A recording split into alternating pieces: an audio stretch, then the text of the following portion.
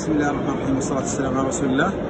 طبعا جرثومة المعدة يا اخواني اثبتت المورينجا فعاليتها، وهي طبعا تاخذ نص ملعقة او ثلث ملعقة تحط في فنجان قهوة بالشكل هذا، وايضا تستخدم لك ملعقة زيت مورينجا. وهذا طلب من الدكتور محمد في المركز القومي في مصر، المركز القومي للابحاث، بحيث انه يسأل عن عملية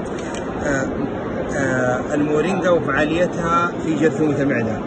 جرثومة المعدة تخبرون يا اخواني طبعا بهدلت الناس بعملية المضادات الحيوية، وبعد فترة يرجع حموضة وحرقان وما شابه ذلك. أنا أطبق لكم العملية. كان طلب مني على أساس إني أقوم بالعملية تصوير، يعني موثق فيديو كيف تتم عملية استخدام المورينجا. بيكون في فنجان قهوة، ويفضل يكون في قزاز صحة يعني حتى يمزج جيدا. وحنا في معرض الرياض الدولي نقوم بالعملية هذه حتى توثق ونرضي سعادة الدكتور محمد لأنه غالي علينا. وبعدها بسم الله الرحمن الرحيم بيقوم عملية الشرب بالشكل هذا. في الحالة هذه انتهينا.